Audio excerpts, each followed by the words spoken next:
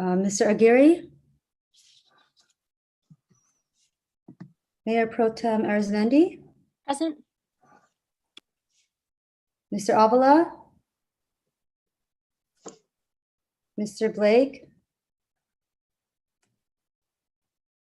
Mr. Campbell?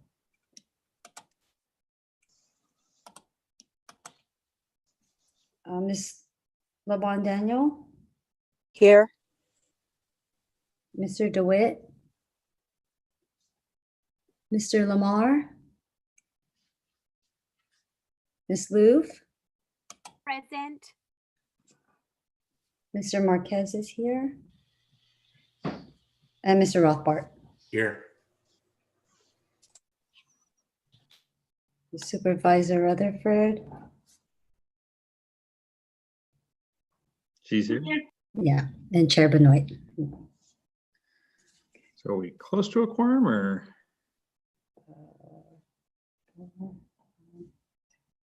We have a quorum now. Yes. Very good. Okay, well, we'll go ahead and go into the first action item, the call to order. And we've done that. Let's see, is there any opening remarks from staff or? No. All right, we'll go to the meeting minutes. You have any questions on the minutes from October 9th? Not hearing any, I'll take a motion on the minutes from October 9th. I would move that we accept them as printed. Second. A motion by Golf and a second by Campbell. And we'll go ahead and take a roll call vote on that. Okay, this is a motion to move the minutes. Mr. Aguirre? Mayor Pro Tem Arizmendi? Aye. Mr. Avila? Mr. Blake? Aye. Mr. Campbell? Aye. Ms. Daniel? Aye. Mr. DeWitt? Mr. Lamar? Ms. Louvre? Aye. Mr. Marquez? Aye. Mr. Rothbart? Aye. Supervisor Rutherford? Aye. And Chair Benoit. Aye, and my apologies, it's not like Mr. Blake that made the motion on that, correct? Yes. Okay. Motion passes. 9 yeses, and we have 4 absents. Very good. All right, staff, I don't see if, I'm guessing Derek Altori is still in the other meeting. Do we know if there's any other follow-up or action items that he was going to report on?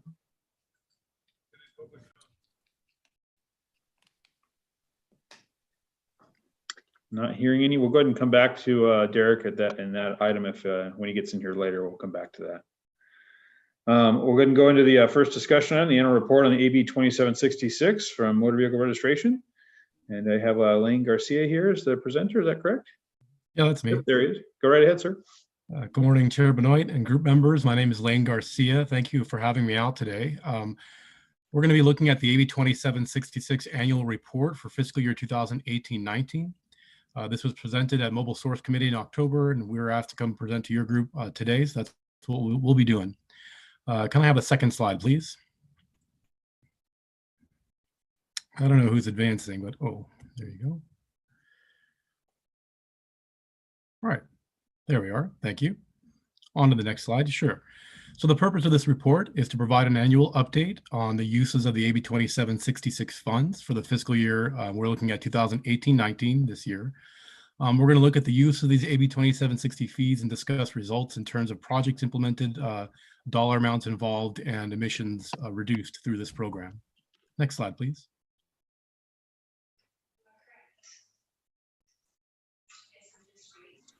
There you go. Okay, so to give some background on AB 2766, this statute was adopted way back in 1990 as a mechanism to offset a new fleet, a new vehicle registration. There's a small fee that you and I pay every time we register our vehicles. It goes towards reducing mobile source emissions throughout the state. Of that amount that we're looking at today, the $4 of that per vehicle, 40% of this is what we're discussing. It's the AB 2766 program that is subvened out to local jurisdictions in our air district. The remaining 60% of that is 30% of it goes to fund the MSRC, and then the other 30% goes to air districts for discretionary mobile source emission reducing projects. But again, we're looking at the subvention portion today. So the jurisdictions report their spending on these projects in 11 different project categories that we'll be looking at in a few slides. And every year, each jurisdiction provides a report to us. We coalesce all that information together and provide this annual report that we're looking at today. Next slide, please.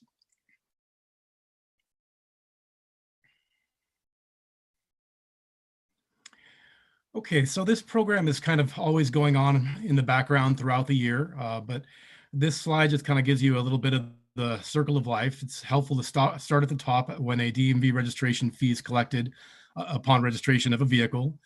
A portion of that gets subvened out to the South Coast AQMD and then onward to the jurisdiction. So we are the pass-through agency for these funds. Throughout the year, local governments implement projects with these funds. So as you can already note, this isn't an RFP type process. The funds are automatically distributed quarterly, and we are working with the cities and counties to implement projects that are allowable in this program. Going towards the bottom, every local government will submit an annual report to us early February of every year. We take everything and combine into this report that went to the Mobile Source Committee last month. We submit this to CARB later on, and any jurisdiction that receives these funds is audited on a biannual basis. Next slide, please. So to briefly summarize all the activity that took place in fiscal year 2018 and 19, we'll start with the left column. 162 local governments participated in the program. They implemented 368 projects in that fiscal year, of which 259 had quantifiable emission reductions. For those of you unfamiliar with this program, the reason that there can be a project that doesn't have an emission reduction is just simply if we don't have an emission factor from CARB for that type of project. But also there's some project categories in which cities can use their flexibility to implement projects that just don't have quantifiable emission reductions, such as public education projects or research and development. Going over to the the right-hand column there, to summarize, in this fiscal year, $22.1 million in motor vehicle fees were received by the jurisdictions, which resulted in $19 million in project spending for a result of 141 tons of emissions reduced in that fiscal year. Next slide, please. This slide gives us a kind of historical breakdown of the dollar amounts we're talking about, going back all the way to 14-15. But we'll look at this fiscal year. We have our beginning balance of approximately $60 million in this fiscal year. Again, I mentioned that $22.1 million in fees were received by the jurisdictions, which achieved $19 million of project spending. And there's an ending balance of around $64 million. But note that what is left over, a good 86% of it is already pre-designated for future projects. So if any report comes to us from a city that has a dollar amount left over, we work with them to start planning for future projects and developing future projects in coming years. And indeed, some jurisdictions are so small, these funds are distributed by population share that, many jurisdictions have to accumulate funds over time to be able to effectively implement projects. So we expect cities to always have remaining balances, but also have a pre-designation for what they're going to be doing with it in the future. Next slide, please. To summarize the amount of emissions reduced in the fiscal year 2018-19, you can see the totals laid out per county and per pollutant. Of course, because these funds are distributed by population share, all these cities in Los Angeles County are going to have a better result just because they're going to be receiving more funds and implementing more projects. You're always going to see Los Angeles County with a larger emission reduction than the Inland Empire counties for the same reason, for population share. Next slide, please. So here's a breakdown of the project categories. The first thing that I'll note to you is that there's 2 missing project categories. I mentioned that there are 11 usable project categories. There are only 9 represented here, simply because in 2018-19, those remaining project categories weren't exercised. They didn't actually perform any projects that were in those categories, so they're just not listed here. Now, next, let's look at the top 3 categories: transportation demand management, traffic management, and alternative fuels, electric vehicles. In any given year, those are always the top 3 categories. And again, this chart is organized by emissions reduced. So you're always going to see that those 3 categories, they might change position from one year to the next, but it's always these 3 top categories. So breaking them down really briefly, transportation demand management, that covers like internal rideshare policies for cities, as well as any kind of alternative commute support for community members as well. Traffic management is signal timing and signal synchronization, those kinds of projects. And then the third largest category is interesting because you have a large number of projects, but a low amount of emissions reduced. We'll look at that right now. This project category, alternative fuels, electric vehicles, is primarily used by cities to turn over their fleet vehicles from older, dirtier vehicles to newer, cleaner burning vehicles and alternative fuel vehicles. And also this project category encompasses electric vehicle infrastructure. So any kind of electric vehicle infrastructure project does not have an emission factor associated with it yet. CARB has not found a reliable way so far to be able to estimate the emissions reduced by electric vehicle charging station, which is why any one of those kinds of projects won't have an emissions reduced. But also, you're all probably aware that the entire fleet of vehicles in the state of California continues to get cleaner year by year. So the emission factors that we are provided from CARB get less effective in this project category year after year. So going through the rest of the project categories briefly, miscellaneous is kind of a catch-all for any kind of project that doesn't belong in one of the other categories. Public transportation is either direct support of a public transit line or actually providing bus passes to community members or employees. PM reduction strategies, anything associated with particulate matter reduction, primarily particulate traps or changing out old diesel engines, that kind of thing. Bicycles is bicycle infrastructure, bike lanes, and that kind of thing. Land use is any changes to land use documents associated with mobile source emissions. And public education is raising awareness around air quality issues. And you can see finally in the bottom right-hand corner, total cost effectiveness for the program for fiscal year 2018-19 is listed there. Next slide, please. My job and my employees' jobs, our group is to always be continually working with the cities to implement good projects and to know, sound accounting principles for this program. We conduct annual training sessions every year throughout the month of January. In fact, in the next few weeks, we'll be sending out an announcement email for these trainings. Of course, they'll be all held virtually this year. But in these training sessions, we welcome city contacts and county contacts to attend so that they understand the background of this program and what project eligibility, what projects are eligible, how to conduct emissions analysis for these projects that they're implementing, and we cover the accounting requirements. We always have a member of our finance department out at our trainings as well to help explain that side of it. I'm more the project expert. I never want to get into the finance details. It's usually handled by our group there. So the purpose of our outreach in the training as well as throughout the year is to help local governments in their decision-making process. We will often present to city managers as well as transportation planners.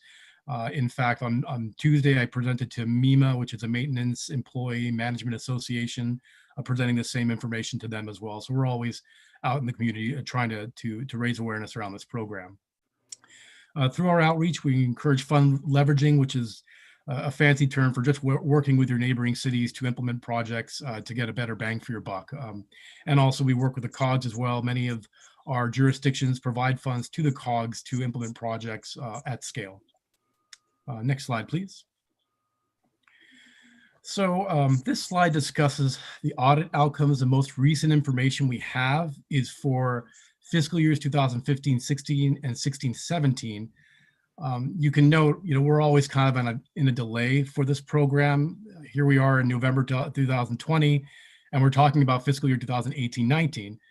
And next February, all the jurisdictions will be sending in their information for fiscal year 2019-20. So we're always at a bit of a delay between the fiscal year where these actions happen, the projects were put into place, and when we go back and actually hit the cities with audits and figure out whether everything was done correctly. Okay. But the most recent information we have is for 2015-16, 17-18, and 18-19 will be conducted. Audits will be conducted January through May. The results of the most recent audit findings, so 22 of the local 162 governments had audit findings, but the majority of those findings were just simply for late submissions of their CAFRs, of their audited financial statements. So you can see there's two different things working here. There's the annual report on projects, which is sent to my group, but also each city must send in their certified financial statement to our finance department. And so 9 of those findings were just simply for late submittal of those CAFRs. So I'm sorry, the majority were, but 9 of the 22 agencies with findings had monetary findings. But by and large, in those 4 years, 99.7% of the audited expenditures were compliant with all the program guidelines. So by and large, the cities are doing what they're required to do under this program. Next slide, please. So looking forward to the next year, of course, we're in a very strange year, as we all know. And we know that COVID has reduced vehicle registrations. That's kind of the linchpin of this whole program. And we don't know exactly the dollar amount, but we just know that there was an economic slowdown in the early part of this year that is going to reduce vehicle registrations. To what the tune of that is, we're not quite aware yet. We've heard an estimate of around 20% in those 3 months. But the degree to which registrations have begun to uptick again is not clear to us yet, and we'll have more information going forward from now. That said, many jurisdictions, when hit with this crisis, have been inquiring about using these program funds for remote work. Now, telecommuting programs have always been an allowable expenditure. It's not something new that we developed this year. It's always been a project category.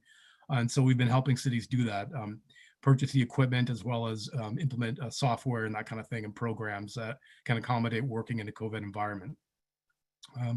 But always cities continue to change over their fleet vehicles. It's always been a popular category, and the installation of EV infrastructure continues apace as well. That is, we're seeing more and more cities do that. Next slide, please. Oh, I believe that's all. So I am available for any question you might have on this report. Great. I don't see any hands raised yet. Ooh, feedback. I have a quick question myself, though, for young cities like the city I'm in. Fleet changeover has always been a category we've always admired, but we don't have a fleet.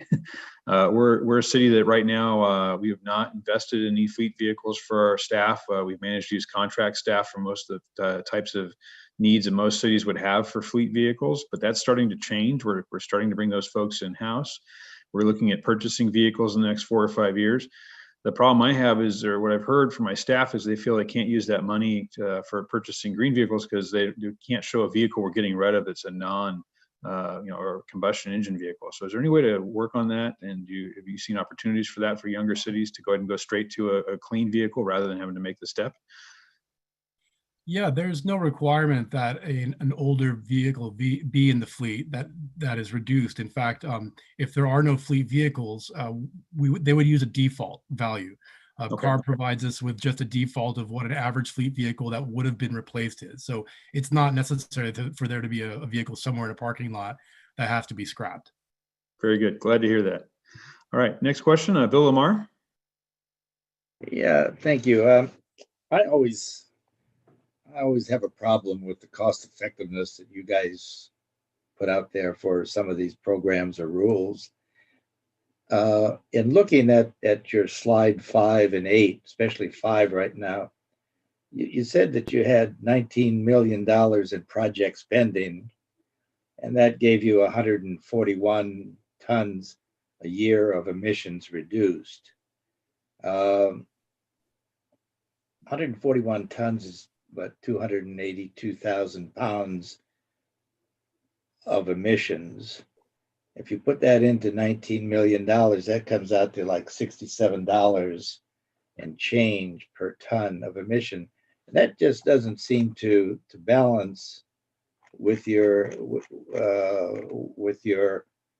emission reductions slide in slide 8. Certainly on your cost on the amount of your cost effectiveness in dollars per pound. Am I missing something? Yeah, I think you are, but I'm not sure where the calculation was made there. But that should, yeah, this is. It was out the back of an envelope, so. Well, okay, so 2 comments I'll make on that. without getting to where the error is in the calculation, if there is one. So the only guidance that CARB has exhibited for this program was way back in 1995. So here we are 25 years later with the same guidance. And at that time, they had recommended $10 per pound. If you update that for inflation, that would be approximately $18 per pound. So the $25 per pound that you're looking at here is pretty close to that. But their guidance is not, it's not a requirement, it's just kind of a suggestion. And so there are a number of projects that, even though they might not be cost effective in the short term, in the long term, they change the infrastructure of a city. And so you still want to have it in for reasons that go beyond cost effectiveness. But as far as the dollar amount, if you'll give me a moment to work with my colleagues, but I believe that's a correct amount. We've been back and forth on it. So I can get an answer for you. I'm just curious. Thank you. Rita, you have a question? Yes, thank you, Lane, for the presentation. If you could clarify on slide 8, can you give me an idea of what types of projects are considered miscellaneous and also public education projects? Okay. A miscellaneous project can be something that, again, just doesn't have an easy project category. Some examples of that have been outreach programs that are not public education programs or direct outreach. Some of them have been just, I know there's one project particularly that is a shuttle project. It's a brief for big public events such as like Newport Beach.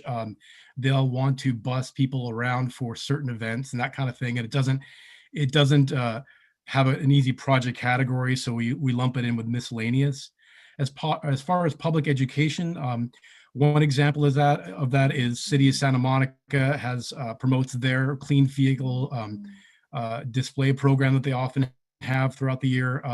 Another one there for public education is in the Western Riverside Council of Governments. Most of those cities provide their dollar amounts to Western Riverside COG for a clean air public education project that the Western Riverside COG administers. So that's another example of public education. It's basically outreach around clean air issues.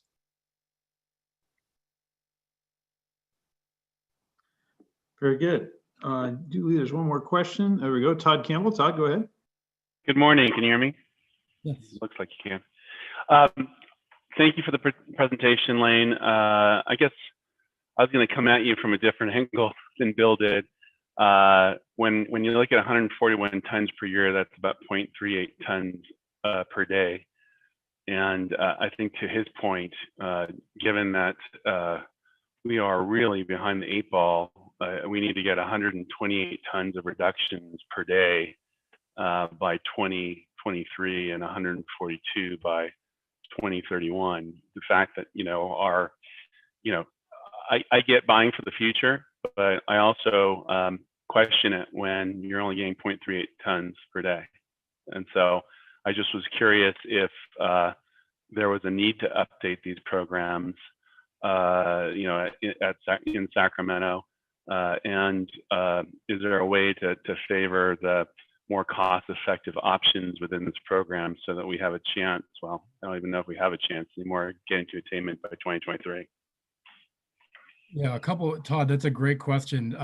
Okay, one thing about this, every time we bring this to the Mobile Source Committee, there's always a discussion about how can we get more effective reductions, and the discussion also always devolves into, well, we've got to amend the statute.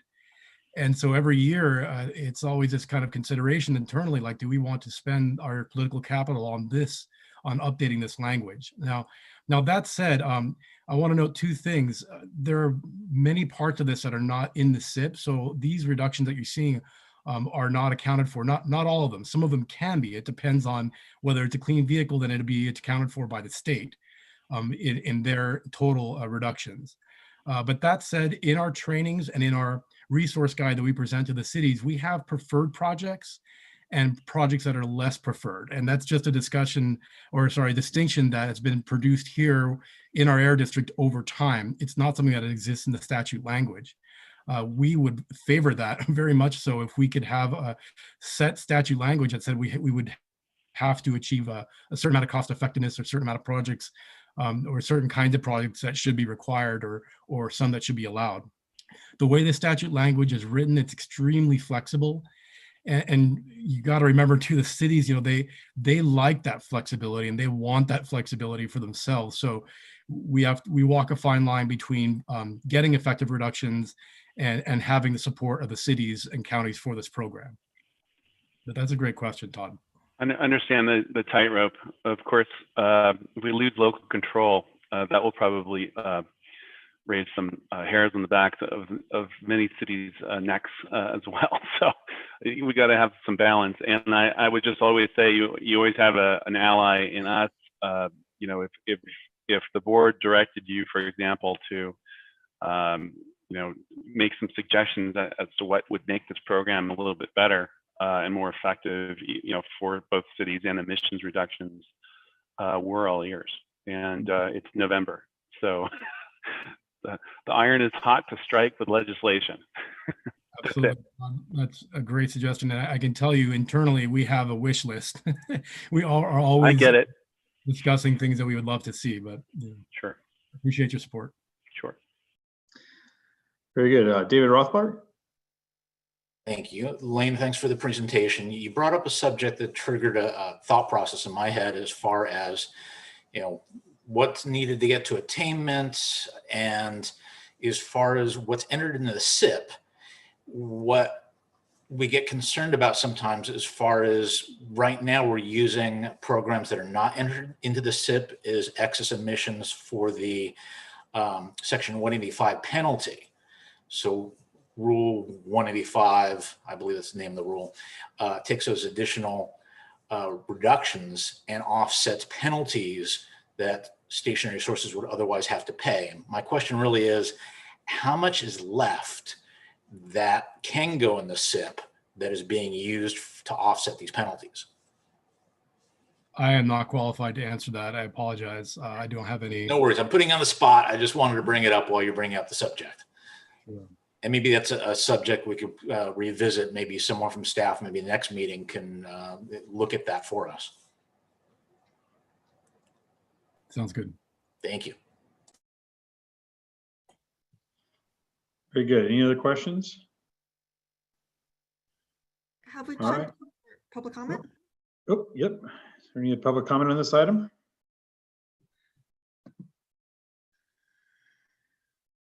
Anyone on the public wishes to raise their hand, hit *9 if they're on the phone, or raise hand button? Not seeing any hands come up. All right, Lane Garcia, thank you for the presentation. Great job, and I'll get that information back to my own city. So before we go on to the next item, we'll go back real quick. I believe is Derek Altori joined us now? He has. Derek, if we could, we'll go back to the review and follow-up action items. Derek, do you want to go ahead and do that real quick?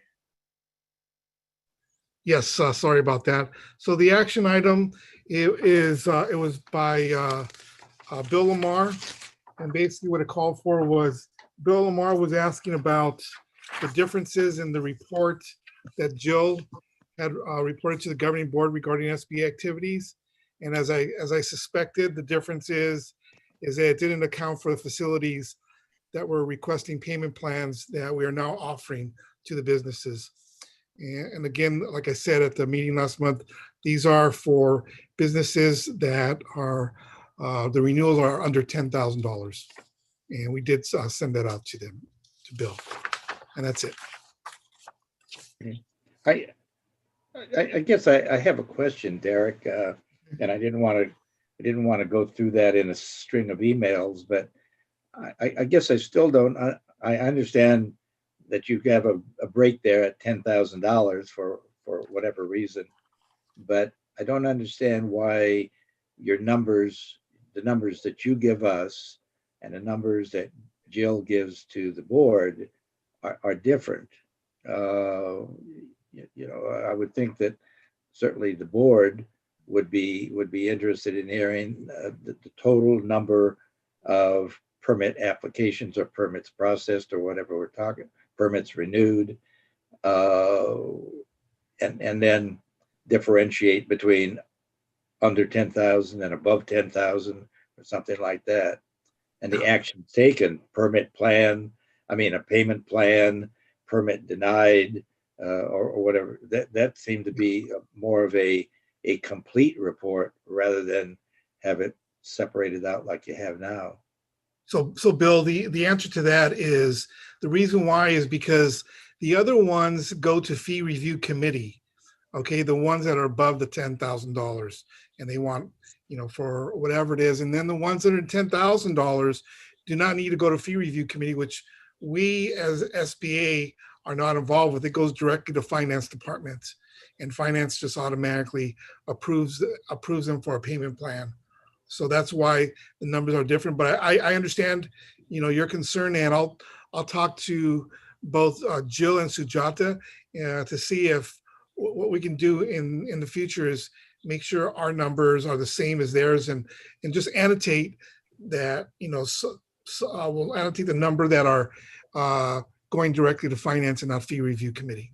Yeah, I thank you for that, but I guess more appropriately, you should ask somebody like Ben, who is a board member, as to what he and the fellow board members would like to see in a report. I certainly can't speak for him. Yeah, Bill, I saw your guys' email, or Derek's email right back to you, and I understood the difference, and I think what we're getting is adequate, and I understand there was a slight difference there, but it's just, how things are reported always show up differently depending on who's creating the report, so I understand that.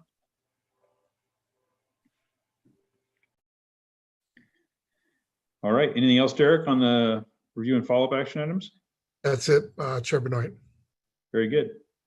All right, we'll go ahead and jump back into our agenda. The update on item number 5, the update on permit streamlining and permit application status dashboard. David.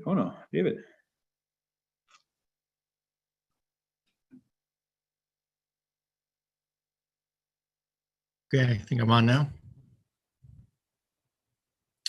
Good morning, Chairman Benoit and advisory group members. Okay, I'm looking for my face on the screen, sorry. I'm Senior Engineering Manager, and I'm here to present an update on recent permit processing streamlining activities, including an update on the pending permit application status dashboard. Next slide, please. I think I already did that. Previous slide, please. Slide number 2, please. Okay. All right, now we should be synced. Okay, we started the most recent permit streamlining effort in 2016 when the board directed staff to set a 2-year goal to cut the pending application inventory in half. We achieved that goal ahead of schedule, which was the end of the second quarter 2018, and we continue to maintain these low levels. Next slide, please. As part of our streamlining efforts, we have looked at ways to automate some of our internal processes, including an online permitting tool for common emitting equipment, namely for dry cleaners, gas stations, and auto body spray booths.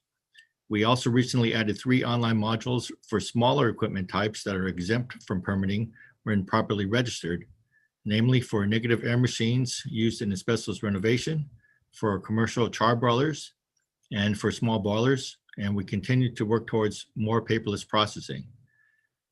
Finally, as part of our efforts to improve transparency, we have posted all Title V operating permits online and recently launched our online application management tool, which we refer to as our pending permit application status dashboard. Next slide, please. Before reviewing the dashboard, I wanted to highlight the online registration modules that were released earlier in the year. We focused on the 3 highest equipment registration types. Again, the negative air machines and asbestos renovation and demolition, small boilers, and commercial char boilers, which together represented about 80% of all of the registration activity. Next slide, please. The availability of these new modules has resulted in increased online filing as noted in this chart. The darker blue represents the permitted equipment modules, and then the light blue represents what we released earlier in the year. And you can see there's a lot more activity in the registration as is to be expected. We do have a lot more applications in that category.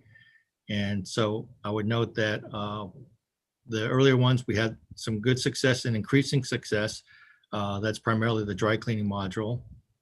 And we're getting close to finalizing our online module for certified emergency engines, which qualify for a registration permit. So that's a permit that's based on certified equipment, so it's a little quicker, and we've prioritized that to get into our online module capability. Next slide, please. Okay, so the pending permit application status dashboard was developed in response to the board's initiative to increase transparency by providing an online look at the current status or progress of a permit application as it is being processed. This information would be accessible to any external or internal stakeholder, including the facility, the representatives and partners, as well as any interested community parties and other agencies as well. The dashboard is accessible through our existing Find application, which is one of our most frequently used applications on the South Coast AQMD website. Please click. And the sound effects in, but one of Find's new features from last year was the integration with GIS or geographic data to help quickly identify regulated facilities. And we have tied into that equipment list feature as a way to enhance the information already being sought. If you see the light blue in the equipment list, those are actually application numbers, which in the live application you would click on to get to the next level of detail. So next slide, please. Okay, this slide shows a general overview of how an application is processed. From an applicant's perspective, there's an initial submittal leading to an issuance of a permit. The assigned engineer would review the package for completeness, determine emissions and community impact potential, evaluate for regulatory compliance, and may coordinate input from other agencies and stakeholders, and for significant projects may oversee an environmental impact assessment under CEQA, the California Environmental Quality Act. Following completion of the process, the applicant will be issued a permit to construct with conditions associated with proper construction, followed by a permit to operate, although for simpler equipment, a permit to operate may be issued directly. Click, please. However, a closer look shows that there can be multiple additional steps in the permit process that are less visible. These steps mostly involve gathering additional or missing information from the applicant, or coordinating field visits, source tests, and evaluating enforceability of prospective conditions. Because air quality evaluations are complex undertakings, and the determination of the safeguards and environmental protection is a serious and thoughtful undertaking, the permitting process often involves an iterative set of conversations and feedback sessions that are not normally seen by those other than the applicant and our staff. Next slide, please. So this dashboard tool is meant to better communicate the intermediate steps in the permitting process to better manage the process. Both the applicant and staff will have more direct access to status conditions to help prioritize resources. Because the tool will be available or is available via Find, interested parties will be able to check status directly rather than navigating complicated call trees or through a public records request. Internally, we're able to use the information to better allocate resources and to identify trends and opportunities for additional streamlining initiatives. Next slide, please. The dashboard introduces two main status indicators. The first is a time elapsed indicator to track the amount of time the application is in-house. The gauge shows a basic green, yellow, red band to identify whether a particular applicant requires additional attention. There are different gauges displayed depending on the type of application. For example, an extension can be granted to facilities that may need more time to construct their planned installation. The second indicator identifies if an application is awaiting additional action or attention from the facility or from the district, sort of like a check engine light. If neither condition exists, the in-process indicator is highlighted. These status conditions are updated by staff throughout the permitting effort. Finally, the dashboard shows the progress of the application, highlighting key milestones from the date the application was received through final processing. Next slide, please. As noted, the three status icons reflect the pending action from the facility or district. Although some pending actions involve other agencies such as EPA review or the California Energy Commission review, From the applicant's perspective, these are agency actions and the dashboard tracks them as such. Next slide, please.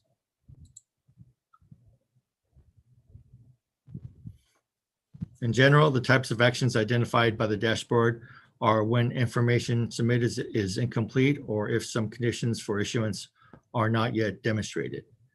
Specific examples are shown on the slide here. Next slide, please. On the district side, for projects with potentially higher environmental impacts, additional processing steps are often required. More comprehensive evaluation is needed, for example, when toxics are involved, which can include modeling, risk assessment, or additional support from other stakeholders. Source testing may also be involved for newer control technologies or processes, and for very large projects. Multiple permitting units may be involved, which requires additional coordination and quality assurance. Next slide. So this is what the dashboard looks like once accessed through the Find Web interface. There are two parts to the dashboard, and this shows the upper portion. On the left-hand side is much of the same information in the existing Find application. However, the middle portion shows additional details, including staff contact details and description of the status conditions that are identified by the status indicators on the right. In this example, additional information from the applicant is needed before active processing can resume. By quickly looking on the right side, an applicant or other interested party can see if the application is actively being processed or needs attention. Next slide, please. This shows the bottom half of the dashboard, which shows additional details which may be of interest when the primary indicators show that attention is needed. The application status progress is at the top of this portion to show overall progress, while the bottom shows a running diary of every internal processing step. While many of the entries in the diary are electronic processing or other administrative tasks, for full transparency, these are all displayed. When staff manually adds a specific status, a target date is assigned to help manage the process and manage follow through. This dashboard, next slide, please. This dashboard tool has been shared with a number of groups, including the Local Government and Small Business Assistance Advisory Group. That was in 2018 during the early stage of development. So this is follow up to that. And with the Permit Streamlining Task Force in the mid and late year last year in 2019. We also share this with the California Council for Environmental and Economic Balance in August of last year. And in each case, we received suggestions for improvement and continued to improve the underlying features and to clean up the data for consistency and for completeness. Finally, the dashboard was presented to the governing board in May of this year. And at that time, we released it to the public so that it is now integrated with Find and accessible outwardly. Before we released it, we had used it internally for our own tracking and for quality assurance and trend tracking. And now it's available to anybody with access to the internet. Next slide, please. So what I wanted to share was kind of our initial case study and looking at some of the capabilities of using this tool. So what we did is we took a snapshot of the pending applications in October of last year, looking at what portion was awaiting actions either on the district side or on the facility side, and then also relative to applications that were currently in process. And we found at that time that the actions were split roughly in half, 50-50 between facilities and the district, and then less than half of the applications were actively being processed. So taking a look at some of the conditions that we identified through there, we focused on some of the areas particularly that were being awaiting action on our side because that was in our control, and we had not yet released it for outward facing. And we focused on a lot of the areas associated with things like source testing follow-up for policy decision-making, and with respect to some of our intermediate steps on supervisory review.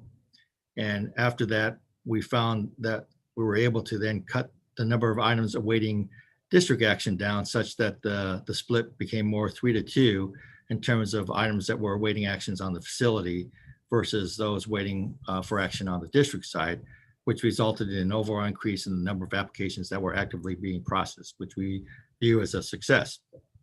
That was in April, right when the pandemic hit, but that was a good, I think, starting point for us to see the benefits of the program.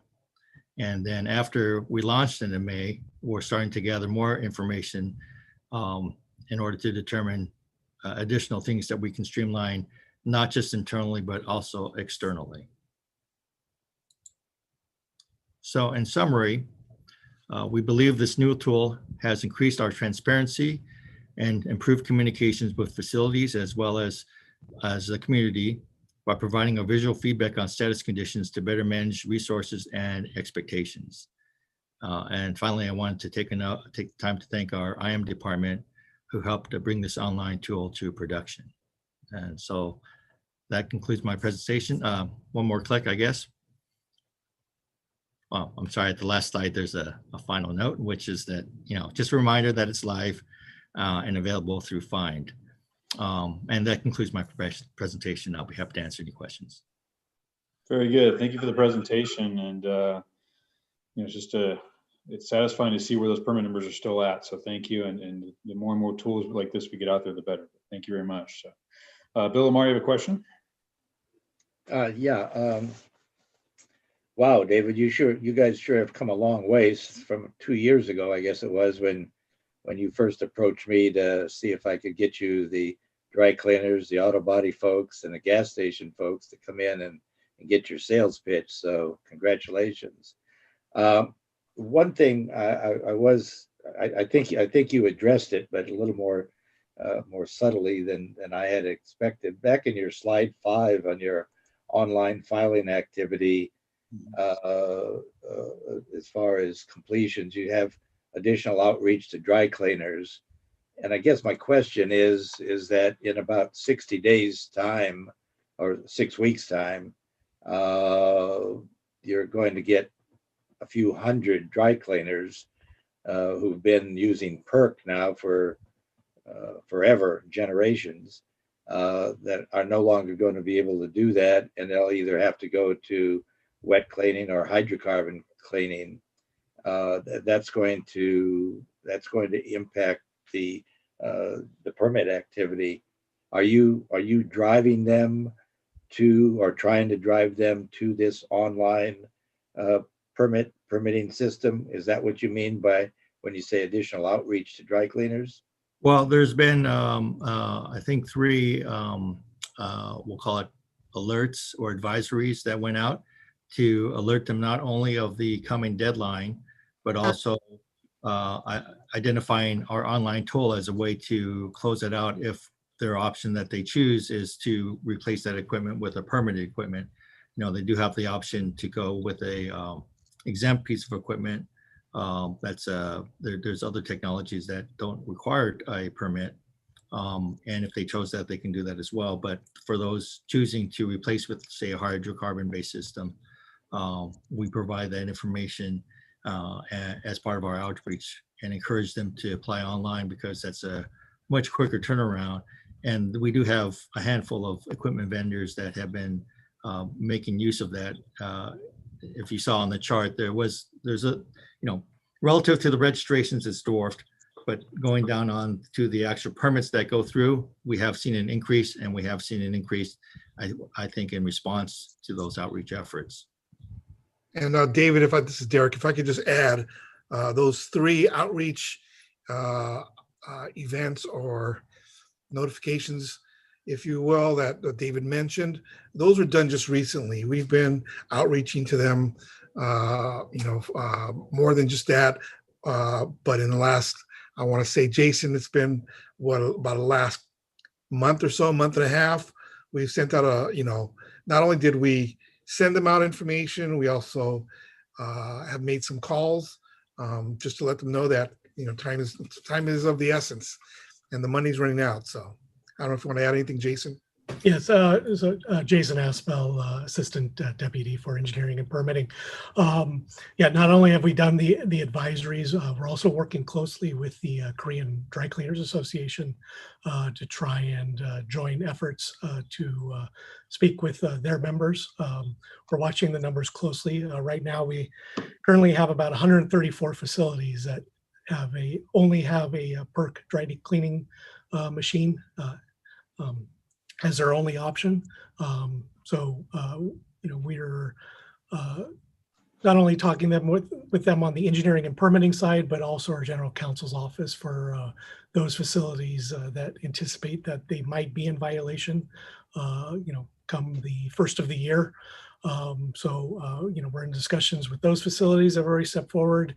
And also we're going to be sending out additional advisories, newsletters to the Korean Dry Cleaner Association as well, to see if we can, get in touch with these facilities by that deadline. Okay. This might be a better time. I was going to do this at the end, but since we're talking about it, there's, as you say, there's going to be some hundreds of dry cleaners that are going to have to make this decision here very shortly. Derek, you just mentioned before funds run out, so I'm imagining that there are still some funds in the dry cleaner grant fund. Yes, Ricardo, how much is left in the dry cleaner fund? About 60,000? Yeah, a little bit under 100,000. So we may have for 80,000. I think we have 2 grants that are in process. So after we take that, it should be in the 60. Okay, because this is the epitome of a mom and pop business, and with the coronavirus pandemic, I know my local Korean dry cleaner, her business has been down about 70-80% at one time. So they're really hard hit.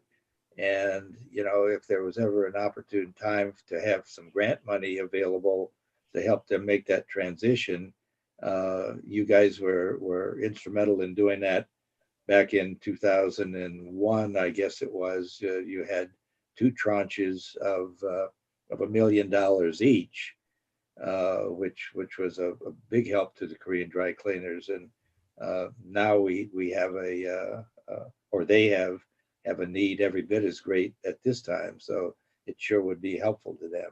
Thank you. But to that point, the rule was adopted 17 years ago. Just saying. Yeah, if we applied the same metric to our AB 2766, we would have asked those cities back for their money by now. So I agree with you, Todd. It's gone on quite a bit. Yeah, I well, hope them all the best, and I hope that they can get there. But at this point, it's time, and it's been time for a while. So yeah, we're able to do that support. But these people, they're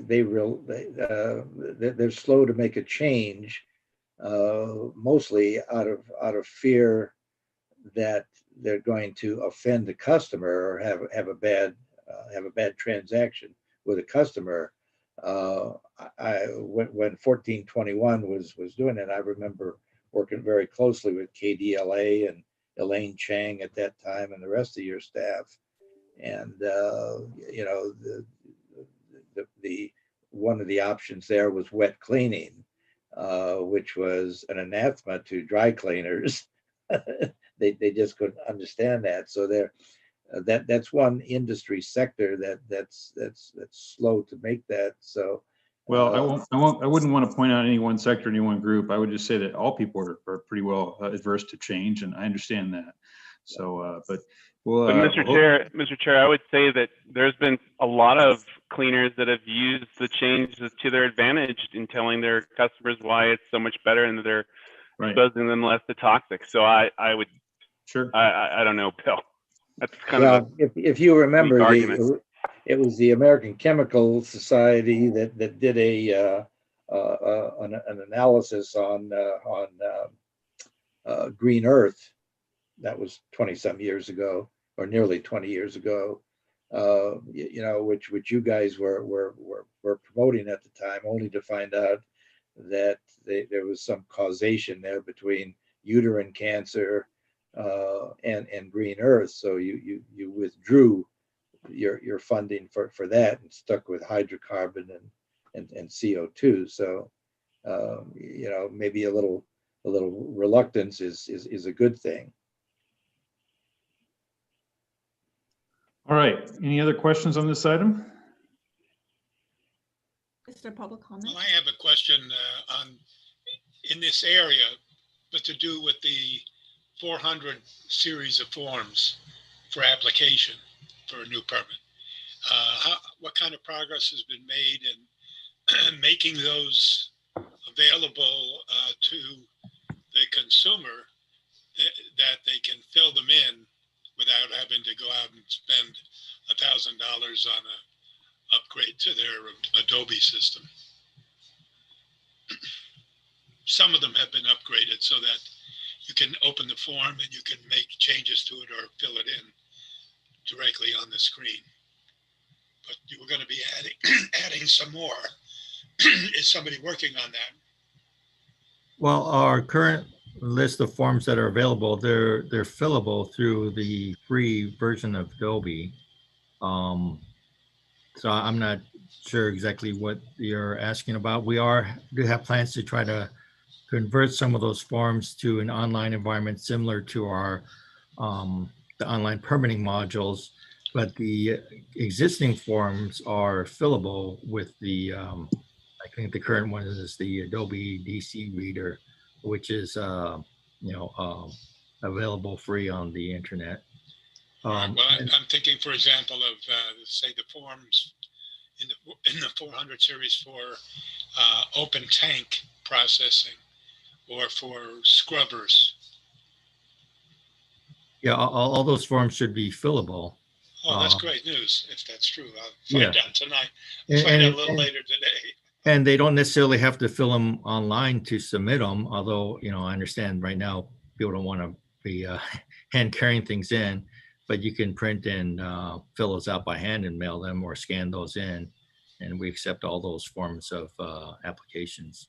Sure, I understand that. But I can look at those to see if there's an actual problem with those forms. But you mentioned the scrubber form, I think.